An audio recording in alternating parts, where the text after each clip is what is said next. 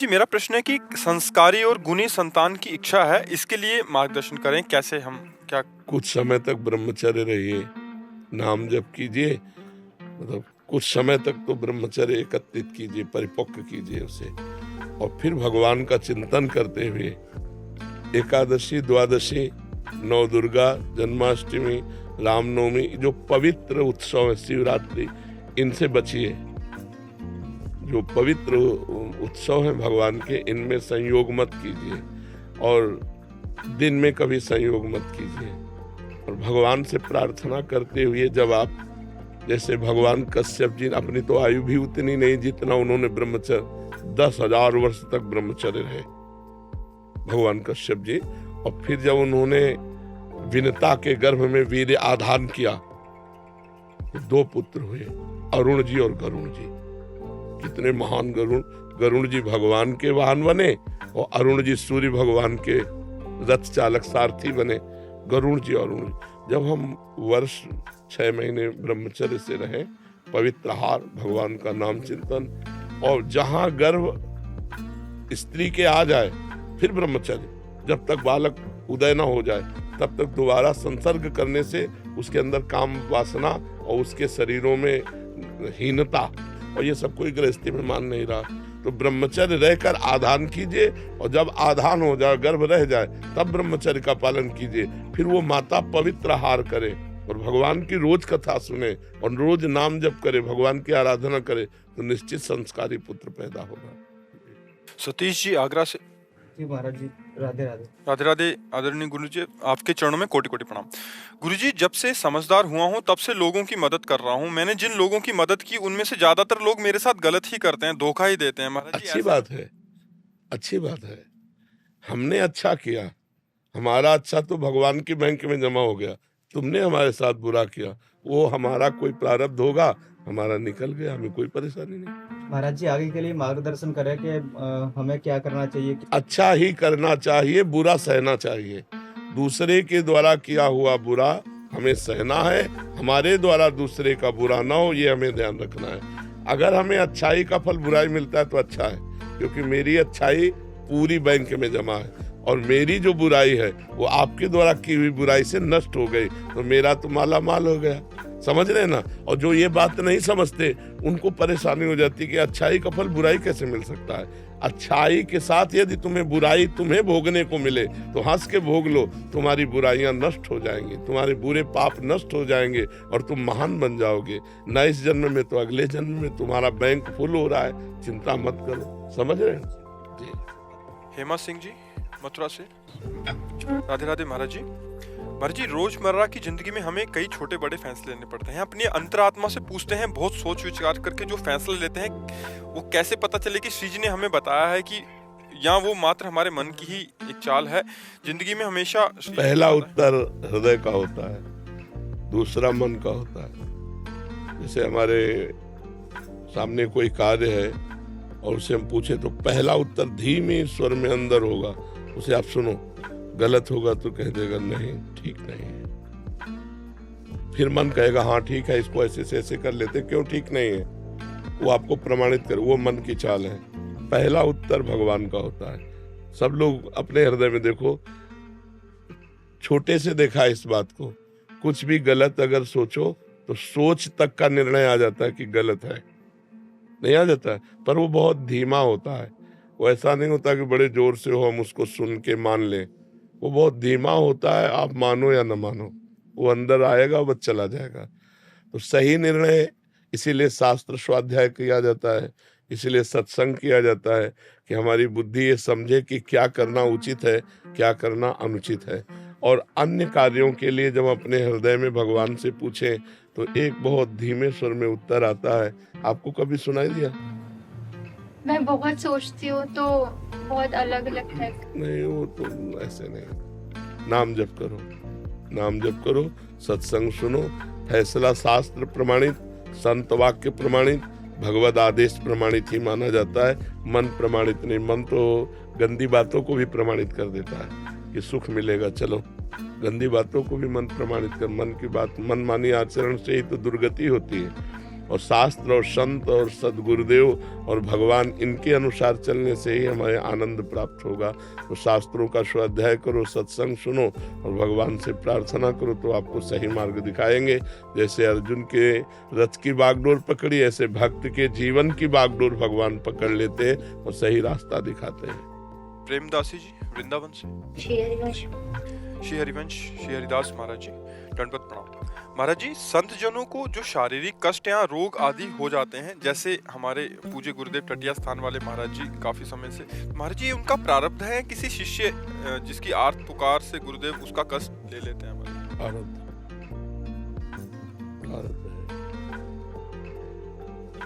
कौन काहू के सुख दुख कर दाता, निज कृत कर्म भोग सुन गाता।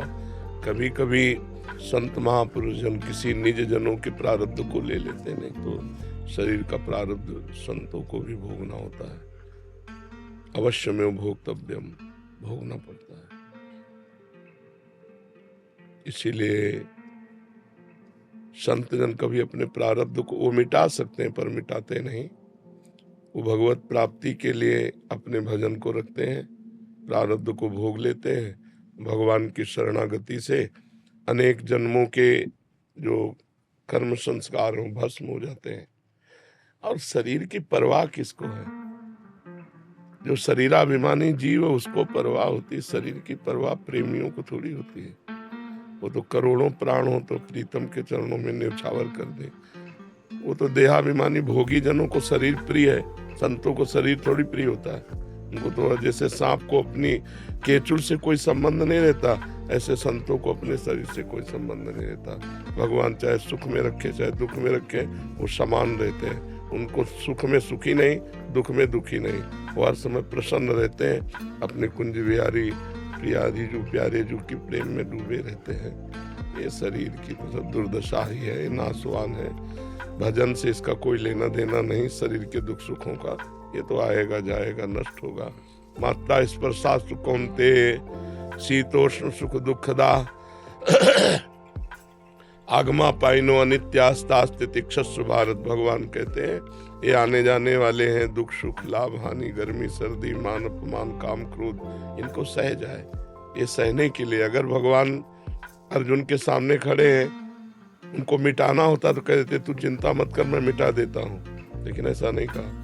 उनका भोग इसको सह जा, तास्तितिक्षस्व भारत, इनको सह जाओ। तो जो हमारे भगवान को प्रिय है वही सेवक को प्रिय है। भगवान को प्रिय तू सह जा तो हम उसे सह जाते हैं। अगर उनको मिटाना होता तो कह देते तू चिंता मत कर मैं मिटा देता हूँ, लेकिन ऐसा नहीं कहा। मात्रा स्पर्शास्तु कौन्ते शीतोष्ण सुख दुखदा आगमा पाइनो अनित्यास, ये नाशवान है इसलिए तू सह जा।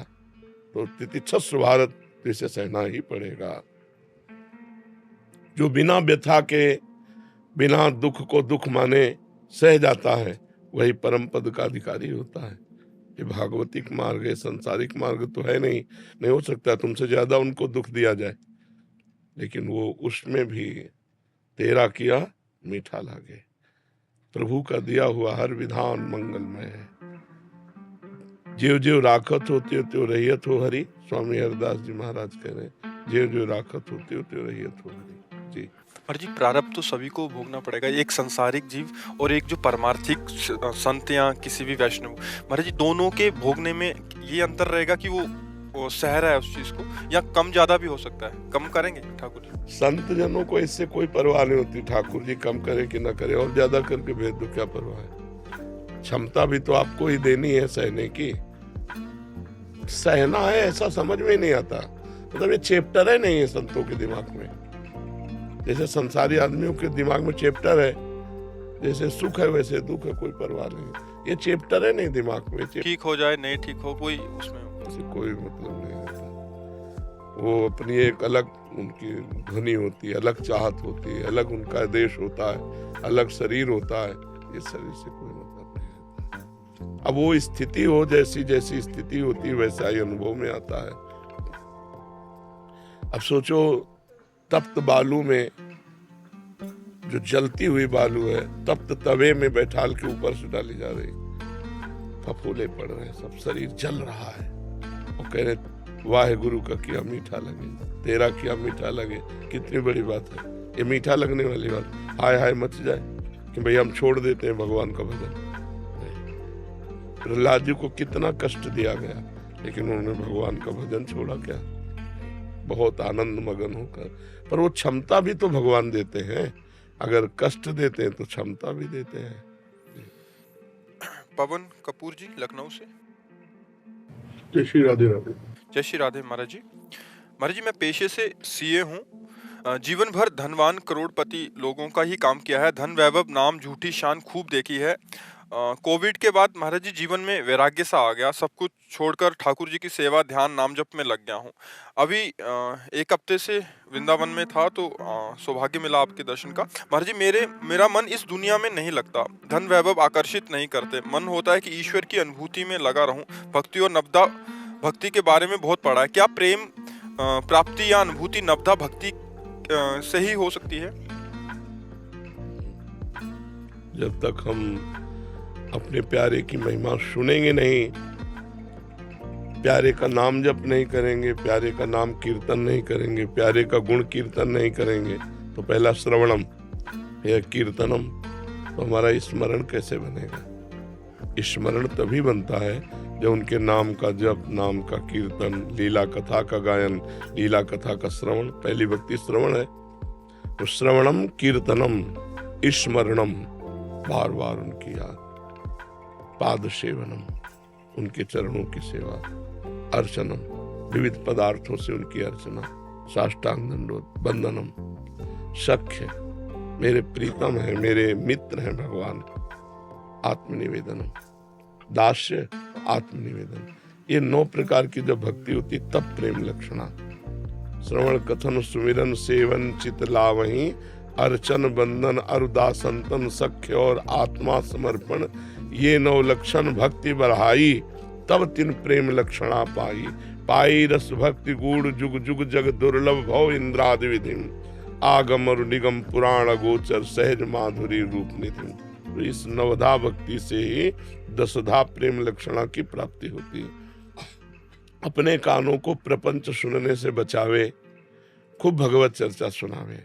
अपनी जबान को प्रपंच वार्ता से बचावे, न किसी की निंदा करनी है, न किसी के दोष वर्णन करने हैं, न किसी के विषय में बात करनी है, बस भगवान के विषय में बात करनी है, भगवान का नाम कीर्तन करना है, अपने प्यारे की चर्चा करनी है। श्रवणेंद्रिय और वाकेंद्रिय इन दोनों को संभाले और नेत्रेंद्रिय से सब में भगवान की भावना करनी है, तो हमारा स्मरण चल पड़ेगा। जहाँ स्मरण चला तो फिर जो सुख मिलता है वो वही हृदय जानता है जिसमें भगवान का स्मरण होता है। दूसरा संसारी आदमी नहीं जान सकते। वे एक अलौकिक आनंद, अलौकिक शांति, कुछ चाह नहीं, कोई प्रश्न नहीं, कोई मतलब एक अलौकिक स्थिति होती है। जब स्मरण भगवान का चल रहा है तो वह एक डर यही लगता है ये न छूट जाए।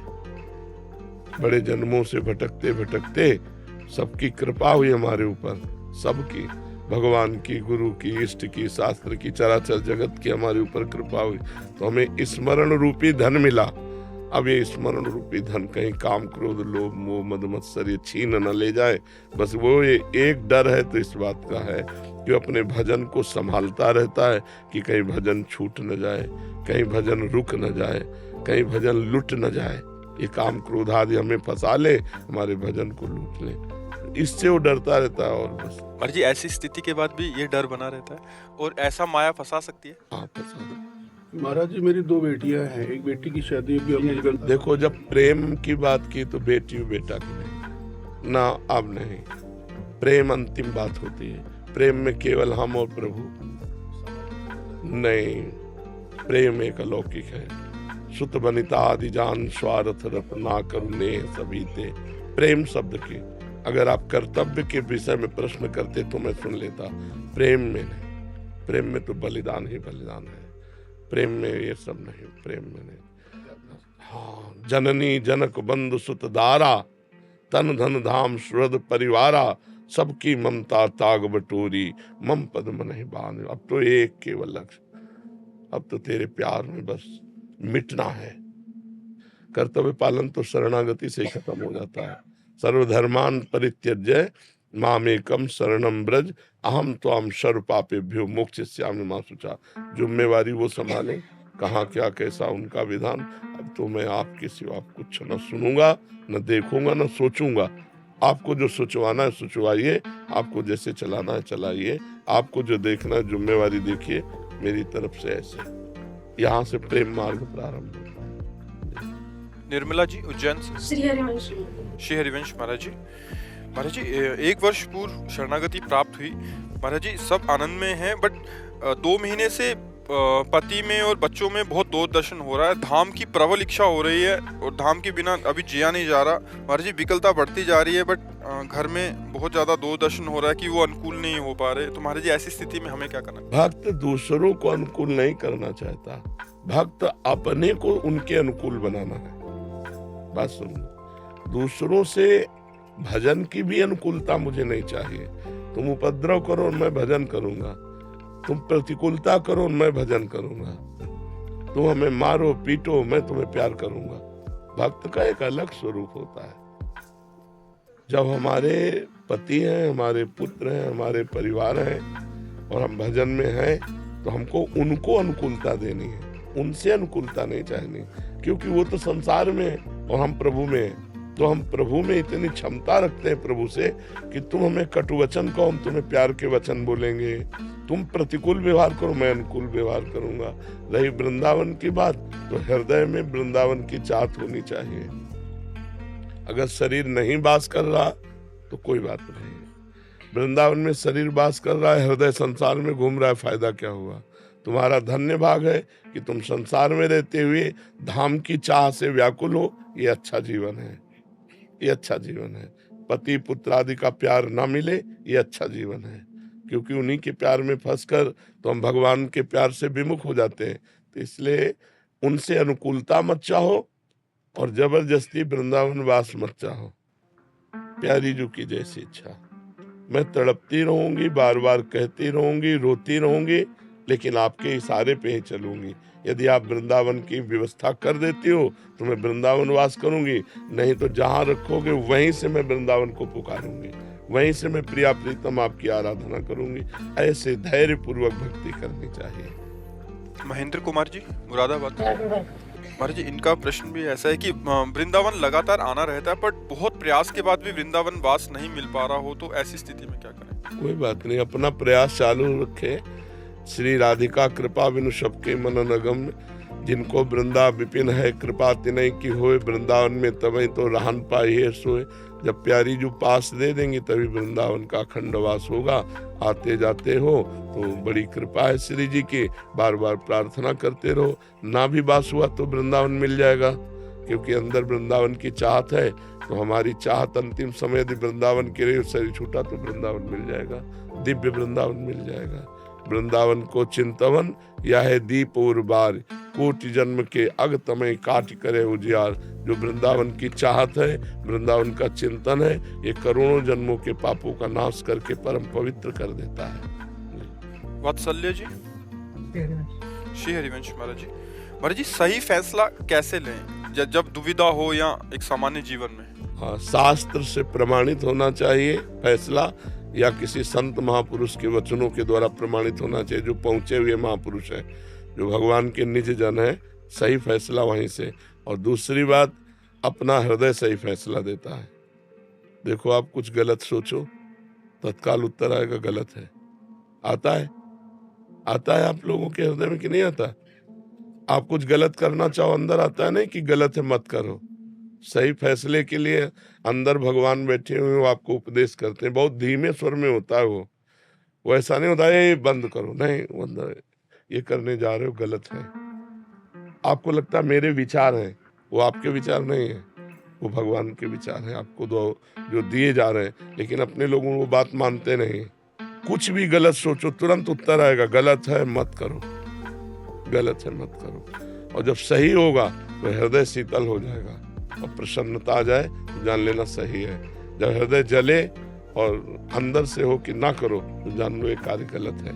या संतों के वचन, या शास्त्र प्रमाणित, या हृदय प्रमाणित। हृदय में देखना होगा मन हर्ष से भोगों को भोगना चाहता है, और हृदय के आराध्य भगवान हृदय से मना करते हैं गलत है, गलत जा रहे हो, गलत देख रहे हो, गलत सुन रहे हो, गलत भोग रहे हो। अंदर आएगा देख लेना। तो जब वो आए कि गलत है तो मान लो गलत है, फिर मत करो। तो किसी से पूछने की जरूरत नहीं, हृदय में भगवान बैठे हैं, सबको उपदेश दे देते हैं। अश्मिका अग्रवाल जी, अलंकृता शर्मा जी, राधे राधे। राधे राधे महाराज जी। महाराज जी, श्री जी की कृपा से हम नदियों की सफाई और जलीय जीवों के संरक्षण पर आधारित एक परियोजना का कार्य कर रहे हैं। महाराज जी, हम लोगों को जागरूक करते हैं कि नदियों को गंदा ना करें। इनका ऐसा कहना था कि महाराज देखो बच्चा, बातों से तो नदियां पवित्र होने वाली है नहीं। हम आप ज्यादा दूर की बात नहीं कहते, यही कहते हैं वृंदावन की जितनी भी नालियां हैं, जितना भी गंदा जल है, वो सब यमुना जी में जा रहा है। नाला देख लो। जब तक इसकी व्यवस्था नहीं होगी तो बातों से यमुना जी तो साफ होने वाली नहीं। फैक्ट्रियों का आप दिल्ली में देखो जाके, केमिकल सीधे जहर गिर रहा है यमुना जी में, फेन का फेन। ऐसा आप लोग तो समाचार देखते हैं, टीवी देखते हैं। जब तक ये गंदे नाले, गंदा जल, इसको मशीनों के द्वारा फिट करके नहर आदि निकाली जाए तो दूषण पानी जब नहीं जाएगा तो स्वच्छ हो सकता।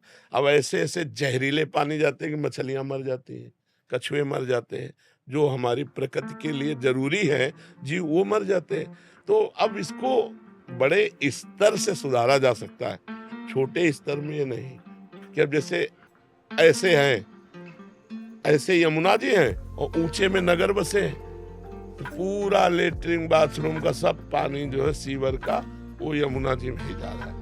अब उसको ऐसे हटाना है तो मशीनों के द्वारा ऐसी व्यवस्था हो कि नहर नाले निकले इस जल के, यमुना जी में ना जाए, तो अपने आप शुद्ध हो जाए।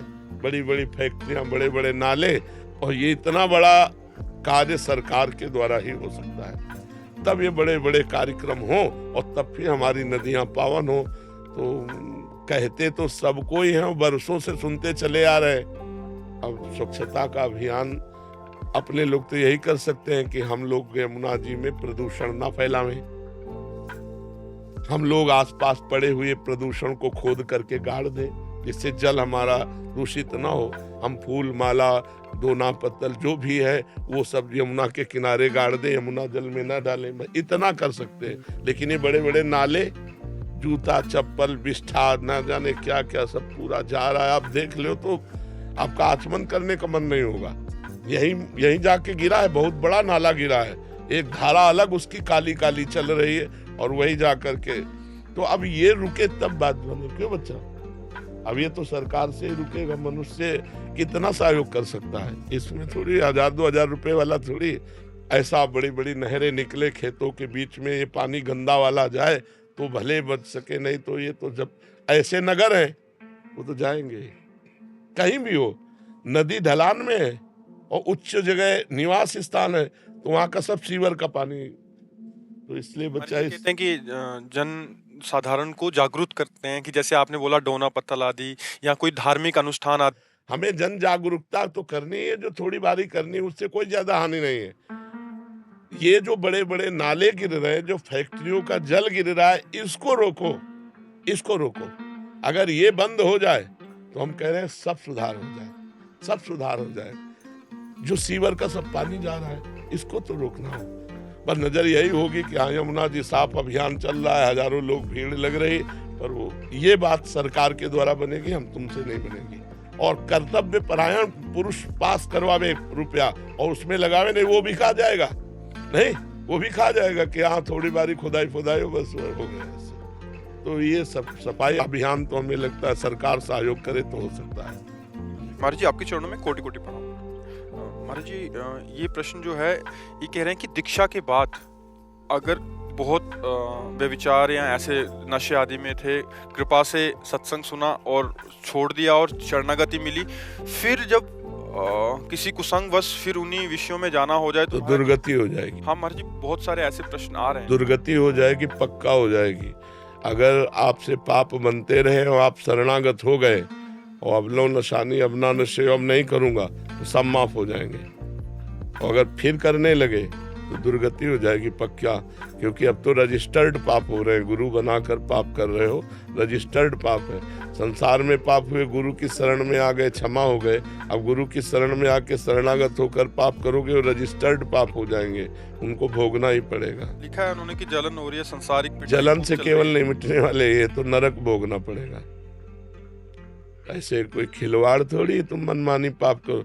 अब आप सॉरी बोल दो किसी का कत्ल करके, तो सॉरी मानी जाएगी क्या? तो ऐसे ही जानते हो कि पाप कर्म है, और फिर गुरु की शरण में हुई कि अब नहीं करूँगा, और फिर जान करके पाप कर रहे, तो सॉरी बोलने से थोड़ी होगा, जलन होने से थोड़ी होगा, उनको भोगना पड़ेगा, उनको भोगना पड़ेगा। अभी होश में हो जाओ, अभी भगवान से प्रार्थना करो और नाम जप करो, मंत्र जप करो, गंदे आचरण ना करो, तो शायद कृपा हो जाए, नहीं तो फिर तो भोगना ही पड़ते हैं। वज्र के समान मजबूत पाप हो जाते हैं, इनको भोगना पड़ता है। फिर शरणागत होने के बाद हर जीव को समझ लेना चाहिए, ऐसे गुरुमंत्र नहीं लेना चाहिए।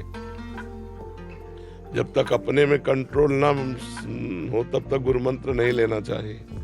जब मनमानी आचरण करो गुरु बना के, तब तो वो हरे भरे और होंगे, और भोग भोगना पड़ेगा तुम्हें, और दंड भोगना पड़ेगा। गुरु बना के पाप करो तो दंड नहीं भोगना पड़ेगा। कम से कम पाप हुए तब गुरु बना लिया तो मुक्त तो हो गए, लेकिन गुरु बना के पाप किए तब तो फिर और ही परेशानी है। हाँ, कोई भूल चूक से कभी हो जाए वो बात अलग है, जानबूझ करके बलात्कार करो, नशा करो, गंदे पाप करो, तो फिर यहाँ भी भोगना पड़ेगा और वहाँ भी भोगना पड़ेगा। श्री हरिवंश महाराज जी, महाराज जी, शरीर की आयु 24 वर्ष है। इन 24 वर्षों में हमने केवल गलत ही आचरण किए हैं, और प्रभु कहते हैं कि निर्मल मन जन सो मोहि पावा, और हम शरीर मन बुद्धि से अत्यंत तो मलिन किसका हैं, नीच प्रश्न हैं। है? ऐसे में तो जब हमें पता है कि ये गलत किया है, तो जैसे गंदा पात्र हो जाता है तो साबुन डाल के धुलते हैं, फिर रज लगा के उसे शुद्ध कर लेते हैं, तो शुद्ध कर लो। भगवान की लीला कथा, नाम जप, नाम कीर्तन, अच्छे आचरण के द्वारा अपने जीवन को पवित्र कर लो। हमसे जो गलतियां हुई उनकी पुनरावृत्ति हम ना करें, और भगवान के नाम जप, नाम कीर्तन, भगवत लीला कथा, व्रत, उपवास, इनके द्वारा हम अपने को पवित्र कर लें, अपनी जो गलतियां उनको त्याग दें, अभी ठीक हो जाएगा। ऐसा थोड़ी कि पात्र गंदा हो गया तो फेंक दें, उसका मार्जन करते हैं, उसको हम धो देते हैं। तो हमारा जीवन मान लो गंदा हो गया, हमसे कोई गलती हो गई, हमसे पापाचरण बन गया, तो उसका प्रायश्चित है, अभी जल्दी जल्दी कर लो। मनुष्य शरीर है, स्वस्थ शरीर है, तो उस पाप को मिटा के निष्पाप बन जाओ, भगवान का चिंतन करो। क्योंकि अगर निष्पाप ना हुआ जाता तो बड़े बड़े वैश्यागामी, बड़े बड़े चोर, बड़े बड़े हिंसक महात्मा बन गए। हमारा इतिहास कहता है, भक्तों के चरित्र कहते हैं। तो हम तो 100-200 ग्राम है, जब किलो 2 किलो वालों को पवित्र कर दिया तो 150 ग्राम वाले तो पवित्र हो ही जाएंगे। हम तो हम सर्व पापेभ्यो मोक्षयिष्यामि मा शुचा। भगवान कहते हैं मेरी शरण में हो जाओ, मैं तुम्हें पावन कर दूंगा। तो भगवान की शरण में होके नाम जप करो, नाम कीर्तन करो, भगवान लीला कथा सुनो, भगवान की लीला कथा गाओ, भगवान की सेवा घर में विराजमान करके करो, पवित्र हो जाओ जी। श्री हरिवंश महाराज जी, महाराज जी, आप कह रहे हैं कि पिछले 8 सालों से आप रक्तदान केंद्र लगा रहे हैं, उसमें काफी लोगों को फायदा भी हुआ है। महाराज जी कह रहे हैं कि कभी कभी मन इतना उदास हो जाता है कि रक्त की दलाली कुछ लोग करते हैं महाराज जी, तो आरोप सब पर लगाए जाते हैं, लोग हमें भी शंका की दृष्टि से देखते हैं। ऐसे में मन महाराज जी विचलित हो जाता है कि हम ये गलत। इतनी परेशानी आ जाती है कि हमने 2400 घंटे सेवा की है हमने, लेकिन ठाकुर जी की असीम कृपा से, लेकिन परेशानी क्या है कि जो लोग गलत करते हैं उनके चक्कर में लोग हमको भी इतना गलत समझने लग जाते हैं कि हमारा फिर मन बहुत विचलित हो जाता है। नहीं विचलित होना चाहिए, क्योंकि आप सही है ना, तो विचलित होने की जरूरत नहीं। अच्छा, लोगों का कहना भी सही है, क्योंकि लोग गलत करते हैं। मान लो रक्त लेते हैं दान के रूप में और उसको बेच देते हैं, तो फिर अब लोगों की तो दृष्टि वही होगी। तो अगर एक आपके डिपार्टमेंट में कोई गलत हुआ, कहते ना एक मछली मर जाए तो पूरा तालाब गंदा कर देती है, तो अपने को सहना कि अपने भाई, किसी भाई के द्वारा गलती हुई तो अपने को भी गालियां पड़ने, लेकिन अपने तो सही है, अपने को टूटना नहीं है। क्योंकि कभी कभी ऐसा होता है कि पैसा देने पर भी रक्त नहीं मिलता, और वो अत्यंत आवश्यक विषय, नहीं तो उसके प्राण चले जाएंगे। मान लो जैसे ऑपरेशन हुआ, अब रक्त की जरूरत है, अब ये रक्त तो ऐसा है कि ग्रुप के अनुसार, ये थोड़ी कि किसी का रक्त किसी के भी चढ़, उसको मिलना चाहिए। तो अगर आप 50 व्यक्तियों का रक्त लिए हैं तो किसी न किसी का ग्रुप मिल जाएगा और उसकी प्राण रक्षा हो जाएगी। तो ये बहुत उत्तम कार्य आप कीजिए। बस ये है कि जब हमारे ऊपर फूल बरसे तो फूले ना, और जब गाली बरसे तो भूले ना कि हमारा कर्तव्य है परहित। मैं गलत नहीं हूं, इसलिए कोई मुझे गलत कहे तो टूटना नहीं। यद्यपि बुरा लगता है पर बुरा को सह जाओ। हाँ, आगे आगे बढ़ो। ऐसे राधे राधे। राधे राधे महाराज जी। महाराज जी, जब हम लोग पूरी ईमानदारी से अपने काम, अपने रिश्तों को निभाते हैं, उस मेहनत का फल नहीं मिलता, फिर भी हम पूजा पाठ करते हैं पूरे दिल से, बट महाराज जी कभी कभी विश्वास टूटता है। आप हमें बताओ, अभी खेती बोओगे तो आज ही रोटी दाल उसकी पालोगे क्या? किसका प्रश्न है? अभी खेती बोओगे, गेहूं बोओगे तो आज ही रोटी बना लोगे क्या उसकी? कितनी पूजा पाठ करते हो, कितना जप करते हो, कितना ध्यान करते हो, लेकिन पीछे जन्मों के जो किए हुए पाप कर्म है, उनका जो बनकर प्रारब्ध है, उसको कौन भोगेगा? पीछे की फसल अभी खाओ और अभी की फसल आगे मिलेगी। संत महात्माओं की तुलना में तुम कितना भजन करते हो? तुम्हारे पास तो और भी कर्तव्य कर्म है, और भी व्यवहार है। हमारे पास तो एक ही कर्तव्य कर्म है, केवल भजन। तो हमें भोगना पड़ रहा है, तो तुम्हें भोगना नहीं पड़ेगा। अगरबत्ती धूप बत्ती लगाती हो, इससे तुम्हें भगवान में अश्रद्धा हो जाती है, तो भगवान को नौकर समझा है क्या? फिर अश्रद्धा क्यों? अश्रद्धा शब्द क्यों? अश्रद्धा नहीं है, पर मेरा प्रश्न ये है कि जो आने वाली युवा पीढ़ी है, जो बच्चे हैं, जो देखते हैं, तो उनका विश्वास। हाँ, आने वाली युवा पीढ़ी गर्लफ्रेंड बनावे, बॉयफ्रेंड बनावे, जहर जैसे व्यसन करे, गंदे आचरण करे, भगवान पर श्रद्धा करे, तो नरक जाओ, दुर्गति भोगो। अगरबत्ती लगाने से हमारा प्रारब्ध बदल जाएगा? इतनी बड़ी तपस्या है। पाप किए हो तूफान जैसा, पहाड़ जैसा, और अगरबत्ती के धुआं से पहाड़ उड़ाना चाहती हो, उड़ जाएगा क्या? पाप करते समय सोचते हैं भ्रूण हत्या, गर्भ हत्या, बलात्कार, चोरी चोरी, नाना प्रकार के पाप करोगे। जब वो फलीभूत होंगे तब श्रद्धा करो भगवान पे, अश्रद्धा करो, भोगना पड़ेगा तुम्हें। अगरबत्ती लगाओ चाहे धूप बत्ती लगाओ, अवश्य में भोक्तव्यम कृतम कर्म शुभाशुभम। समझ में आ रहा है ना? यह इतना भजन करो कि अपने प्रारब्ध को विध्वंस कर दो, तब देखो। अरे 2-4 माला घुमा लिए, अगरबत्ती लगा, धूप बत्ती है, भगवान को धूप बत्ती चाहिए, भगवान को अगरबत्ती चाहिए। तुम्हारे अच्छे आचरण होने चाहिए। वर्तमान में अच्छे आचरण नहीं है। ईमानदारी से बोलो, जितने लोग बैठे हो, इस जन्म में अगर तुमको न्यायाधीश तुम्हारे कर्मों का आचरण का बना दिया जाए, तो तुम कितना अपने को दंड दे सकते हो? खुद न्यायाधीश बन के देखो तुमने कितनी गलतियां की है और क्या दंड तुम्हें मिला? कुछ नहीं। भगवान की कृपालुता की तरफ देखते हो? नहीं देखते हो। अनंत जन्मों से मनमानी आचरण करते लोग चले आ रहे हैं। अब जो उनका फल आता है, अब इस जन्म में 2-4 अगरबत्ती लगा दी और हमें भगवान पर श्रद्धा हो रही। नौजवानों, रास्ता इसी बात का ना, डिप्रेशन में गए, कर ली, ये कर लिया, वो कर लिया, यही परिणाम है। अश्रद्धा का परिणाम यही है। तुम अपने आचरणों को न देखो, भगवान को देखो। तुम चाहो कि हमें खूब पाप कर्म करें और इसके बाद जो है हमें भगवान आकर गले लगा लें, ऐसा होगा क्या? महाराज जी, ये प्रश्न इन्हीं का नहीं है। ये क्या आजकल क्या हो गया महाराज जी, अनुष्ठान, नाम जप और कोई भी साधना नहीं है। बट जैसे मंदिर गए, मेरा पास हो जाओ, हे प्रभु हम पास हो जाऊं, पास नहीं हुए तो भगवान ने पास नहीं किया। पढ़ाई मत करो, भगवान पास कर दे। मैंने मांगा कि मेरा बच्चा ठीक हो जाए, ठीक नहीं हुआ तो अश्रद्धा हो गई भगवान से। क्या फर्क पड़ता है? आकाश के ऊपर थूको, कोई फर्क पड़ता है क्या? तुम्हारे मुंह पे छिट्टियां पड़ेगी आके, भगवान आकाश के समान महान है, उनको क्या फर्क पड़ता? उन्होंने देखो, उन्होंने आपको खेती दे दी, आपको बीज दे दिया, अब आप जो बोओगे वो आपको काटना होगा। आपने पसंद किया बम्बूल, तो बम्बूल जगेगा उसमें बोया जो आपने। दाग छुहारा बोओगे तो दाग छुहारा, बोते हो बम्बूल, चाहते हो दाग छुहारा, ये कैसे मिलेगा? विचार करके देखो। करते हो गंदे आचरण, चाहते हो उत्तम फल।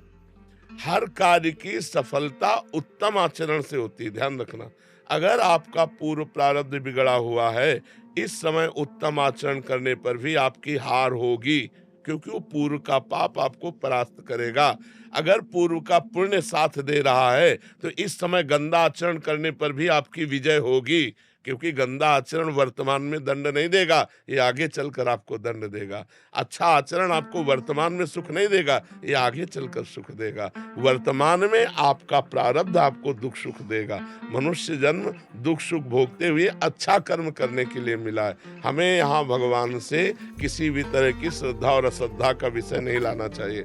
हाँ, श्रद्धा का विषय यह है कि ऐसी परिस्थितियों में भी भगवान हम टूटे नहीं, हम आपके कृपा बल से इन दुख सुख को सहते हुए सही आचरण से चले। जैसे पांडवों का राज्य छिन गया, यहाँ तक कि पत्नी भी दांव में लग गई, लेकिन वो धर्म से च्युत नहीं हुए। 12 वर्ष का वनवास, 1 वर्ष का अज्ञातवास, लेकिन धर्म से च्युत नहीं हुए। ये भगवान की कृपा। उन्होंने कभी भगवान को नहीं कोसा। हम लोगों की क्या आराधना है, बेमतलब भगवान पर श्रद्धा की बातें करते रहते हैं। भगवान क्या है, महान है, वो एक महान पावर है। आप अब देखो, बिजली को गाली दो, कनेक्शन सही हो ना, आपके बोर्ड में बिजली आ रही है, आपने 2 तार ऐसे लगाए और वो कनेक्शन सही नहीं हुआ, अब ऑन ऑफ करते रहो, बल्ब सही है, तार भी सही है, प्लग भी सही है, बोर्ड में बिजली है, लेकिन वो ऑन नहीं होगी, जलेगी नहीं। क्यों? कनेक्शन सही नहीं।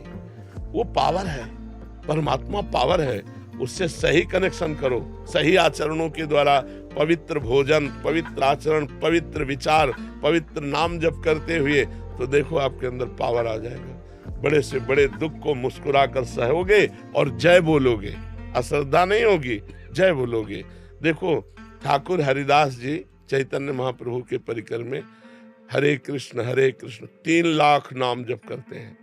यवन बादशाह को काजियों ने भर दिया तो उनको बंदी बना लिया गया और कहा गया कि आप यवन कुल में जन्मे हो, तो उनको सजा दी गई 22 बाजारों में कोड़े मार मार करके उनको मृत्यु दंड।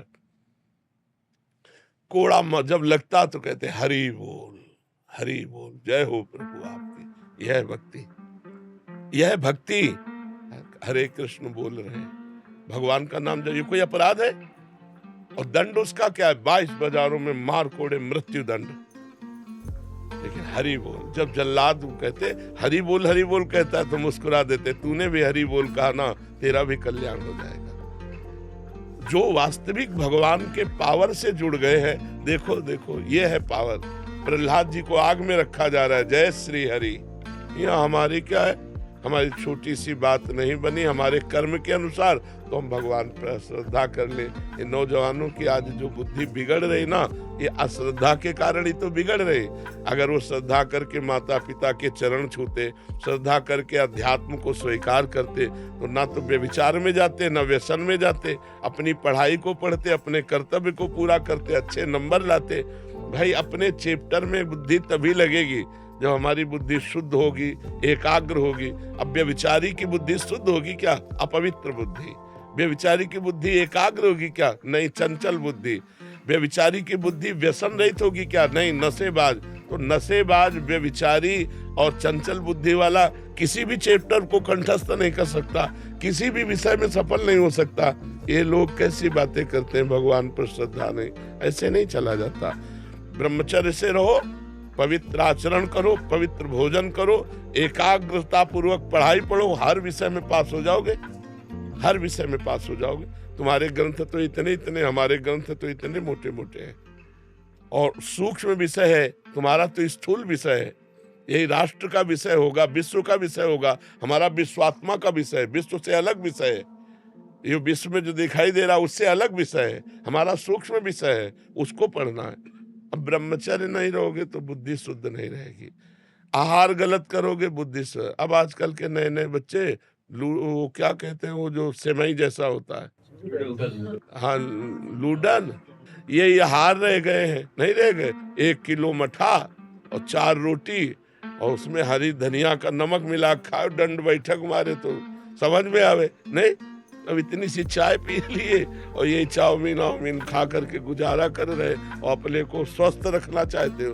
अरे नहीं, 100-200 ग्राम घी जाए, पचे शरीर में, 1-2 लीटर शुद्ध दूध जाए, दंड बैठक मारो, 2-4 किलोमीटर दौड़ो, पवित्र आचरण करो। अभी देखो नौजवानों की बुद्धि तेज, सब बढ़ जाए। अब इधर उधर का गंदा भोजन पाओगे, दूसरे का मांस खाने से चर्बी बढ़ सकती है, आत्मबल नहीं। पवित्र आहार करोगे तो माना तुम्हारी चर्बी नहीं रहेगी, लेकिन आत्मबल बढ़ेगा, तुम्हारी बुद्धि बढ़ेगी, तुम प्रखर बुद्धिमान होगे।